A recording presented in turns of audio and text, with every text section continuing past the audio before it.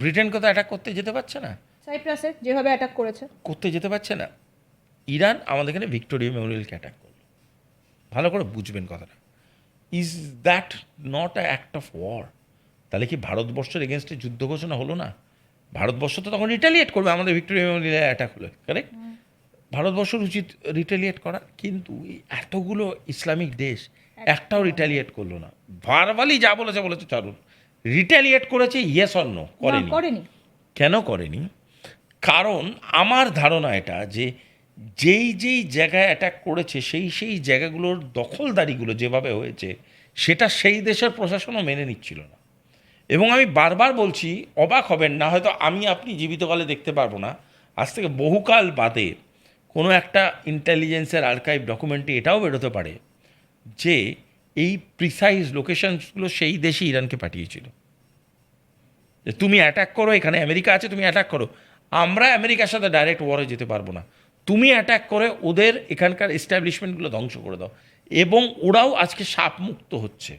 বোঝার চেষ্টা করুন, আমার এখানে আগে থেকে ইনফেকশন ছিল, তুমি আমার এই ইনফেকশাস জায়গাটা হিট করলে, করে আগুন লাগিয়ে দিলে, ইনফেকশনটা আমার পুড়ে গেল, এটা কিন্তু আমার শারীরিক সুস্থতা হলো, আমি কিন্তু একটু বেটার ফিল করতে শুরু আমি করলাম। একটু রাশিয়া এবং চায়নার নিরিখে আলোচনায় আসি। তাহলে কি এবার রাশিয়ার প্রফিট হলো এটা অনেকটা মানে বিরাট প্রফিট হলো। ওয়ার্ল্ড ইকুয়েশনটা এখন রাশিয়া কেন্দ্রিক হয়ে গেল আবার। এবং এবং এই যে ইউএসএসআর 2.0 নিয়ে আমরা কথা বলেছিলাম, ব্রডার রাশিয়া নিয়ে কথা বলেছিলাম, বিআরআই, সোভিয়েত ইউনিয়ন নিয়েও কথা বলেছি, বিআরআই নেটওয়ার্কস নিয়ে কথা বলেছি, বেল্ট রোড ইনিশিয়েটিভ নিয়ে, এসসিও পরবর্তীকালে কত পাওয়ারফুল হতে পারে সেটা নিয়ে কথা বলেছি আমরা। সব ইকুয়েশন মিলছে। ব্রিক্স আমরা কথা বলতাম, তখন লোকে ভাবতো ব্রিক্স নিয়ে এত গুরুত্ব কেন? আজকের ডেটে ব্রিক্সই ড্রাইভিং ফোর্স হয়ে দাঁড়াচ্ছে। পয়েন্ট হচ্ছে কূটনীতিতে না লং টার্ম কার্ড খেলা হয়। এরকম কার্ড না যে এক্ষুনি আমি 1 মাস বাদে, 1 সপ্তাহ বাদে রেজাল্ট পাবো, নো, 10 বছর 5 বছর আগে। তাহলে ইরানকে কেন্দ্র করে কি এটা শর্ট টার্ম হয়ে যাবে? ব্রিক্সে তো ইরান আসছেই না, ইরান তো আছেই। পয়েন্ট হচ্ছে ইরানের উপরে যেটা ঘটলো সেটাকে একটা এক্সাম্পল হিসাবে সেট করা হলো। প্লিজ আন্ডারস্ট্যান্ড, ইরানে যেই জিনিসগুলো ঘটলো সেটা একটা এক্সাম্পল হিসাবে গোটা পৃথিবীর কাছে সেট করা হলো। গোটা পৃথিবী নিজের চোখে অ্যানালাইসিস করলো যে আমেরিকার মোডাস অফ অপারেন্ডিটা কী, কেন অ্যাটাক করে, কী কারণে অ্যাটাক করে। এইবার তারা মেলালো ওই পয়েন্টারটার সাথে যেটা সব ওয়ার্ল্ড অর্গানাইজেশনস ডিসকাস করেছিল। সেই পয়েন্টটার নাম কী ছিল? সেটা হচ্ছে এনার্জি সভারেনিটি, এনার্জি সিকিউরিটি। তোমার বাড়িতে সোনা আছে, তুমি সেই সোনাটাকে রক্ষা করবে, না হলে লুটেরারা এসে লুট করে নিয়ে চলে যাবে। এই লুটের কনসেপ্টটা আজকে পৃথিবীর সব দেশ জানে, আফ্রিকাও জানে। এবং আমার বিশ্বাস এই ব্রিক্স যেটা ভারতবর্ষে হতে চলেছে, এরপরে আরও আমেরিকা আরও রাশিয়া পাওয়ারফুল হবে, আরও ইন্ডিয়া চায়না পাওয়ারফুল হবে। কারণ তারা নিজেদের জায়গাটা দেখার জন্যই আজকে এই পাওয়ার থিওরেমটা তৈরি করতে উদ্যত হবে। কারণ চায়না কেন সাফার করেছে? তার নিজের ইনভেস্টমেন্ট যেখানে আছে, আমেরিকা সেখানে আগুন লাগিয়েছে, চাবাহার অ্যাটাক করেছে। রাশিয়া এমন বিউটিফুল গেমটা খেললো, আজকের ডেটে দাঁড়িয়ে সব অয়েল রুট বাধ্য হচ্ছে রাশিয়ার দিকে ঘোরাতে। ঠিক, ইন্ডিয়া কি করলো? ইন্ডিয়া সবটা ব্যালেন্স করে রয়ে গেল। আমেরিকা বাধ্য হলো ইন্ডিয়ার সাথে বিজনেস ডিল ক্র্যাক করতে। সুতরাং সব ন্যারেটিভ ব্রেক হচ্ছে। সেপ্টেম্বর অক্টোবরের মধ্যে আসছে ব্রিক্সের সেখানে লোকাল কারেন্সি নিয়ে কথা হয়ে গেছে, ট্রেড রুট শিফট হচ্ছে। যদি মিড টার্ম ইলেকশনে বাজে রেজাল্ট হয়ে যায়, যদি কোনো না কোনো এমন ঘটনা বা এমন ইঙ্গিত পাওয়া যায় যে Trump might say thank you, তাহলে কিন্তু আমরা heading to a change in world order.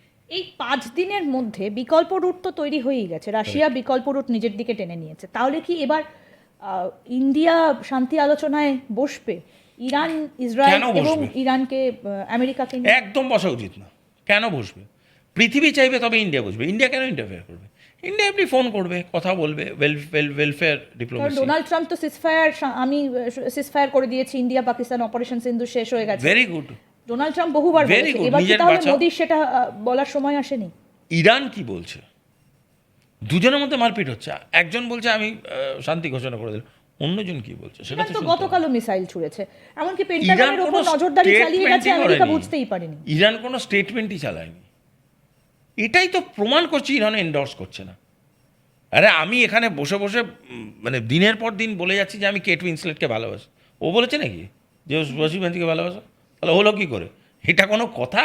এখানে বসে বলে যাচ্ছে ও আমি যুদ্ধবিরতি। ইরান স্টেটমেন্ট যখন করবে তখন পোটেনশিয়াল ব্যালেন্স ডিসকাশনের একটা পোডিয়াম তৈরি হবে। আচ্ছা, ইরান এটা বললো, ট্রাম্প এটা বললো, এবার দুটোকে পাশাপাশি রেখে অ্যানালাইসিস করতে হবে। যতক্ষণ না এরা কিছু বলছে এর কথার কোনো ভ্যালুই নেই।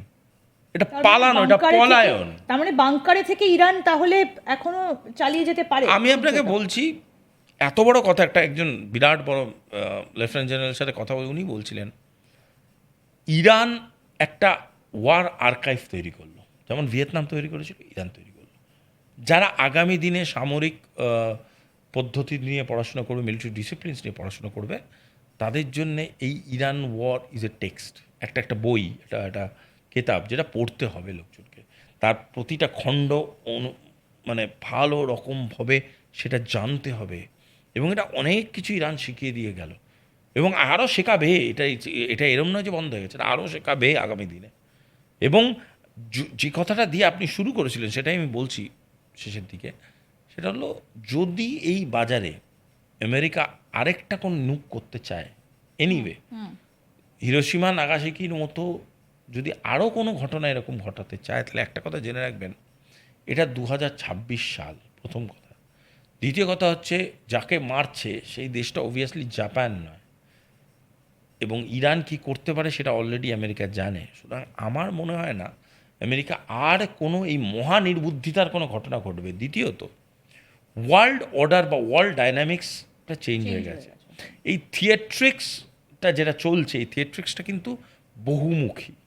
সুতরাং আজকে যদি আমেরিকা ভাবে কাউকে নিয়োগ করে সে মানে বিরাট নিজেকে যুদ্ধ কিং হিসেবে ঘোষণা করে দেবে, অত ইজি নয়। কোথাও গিয়ে কি আমেরিকার ভয়টা আসলে ইরান নাকি রাশিয়া? আমেরিকার ভয় হচ্ছে চেঞ্জিং ওয়ার্ল্ড অর্ডার। আমেরিকা হাত থেকে কন্ট্রোল চলে যাচ্ছে, আমেরিকার সবাইকে ভয়। আপনি ক্লাসে প্রথম জোর জবরদস্তি লোককে পিটিয়ে এতদিন ছিলেন, এখন আস্তে আস্তে যদি আমি ঘোষণা করে দিই যে কালকে থেকে শুধুমাত্র আপনার খাতাটাই দেখা হবে এবং তাতে যত নম্বর পাবে তাই অনুযায়ী প্রথম হবে, গায়ের জোরটা ফ্যাক্টর নয়, তখন যে ছেলেটা এতদিন গায়ের জোর দেখিয়ে ফার্স্ট হচ্ছিল সে চেষ্টা করবে যারা যারা ভালো পরীক্ষা দিচ্ছে সবার খাতা ছিঁড়ে ফেলতে এবং সবাইকে গিয়ে আলাদা করে পেটাতে। এবার সেখানে পেটাতে পেটাতে এরকমও তো লোকজন আছে এই ক্লাসের মধ্যে যার গায়ের জোরও বেশি এবং মেধাও বেশি, সেই লোকগুলোর সাথে টক্কর দেওয়া তো আমরা অনেকক্ষণ ধরে আলোচনা করলাম, গোটা বিশ্বের নিরিখে আমরা আজকে আলোচনাটা করে ফেলেছি। কারণ এই 5 দিনের যুদ্ধবিরতি কি আদৌ যুদ্ধ শেষের ইঙ্গিত নাকি আবার একটা নতুন শুরু? এই প্রশ্নটা বারবার করে উঠে আসছে ডোনাল্ড ট্রাম্প যখন এই 5 দিনের কথা বলেছেন। কিন্তু এখন প্রশ্ন হচ্ছে আমরা এই যুদ্ধ থেকে কি পেলাম? প্রচুর ক্ষয়ক্ষতি হলো, যেমন আমরা দেখলাম যে প্রচুর অ্যাসেট ক্ষতি হলো, তেমনি অনেক যেটা আমরা দেখলাম বা যে খবরগুলো বাইরে অনেকটা আসছে না, সেটা হচ্ছে যে হিউম্যান লস, অর্থাৎ মানুষের প্রাণ চলে যাচ্ছে এই যুদ্ধে।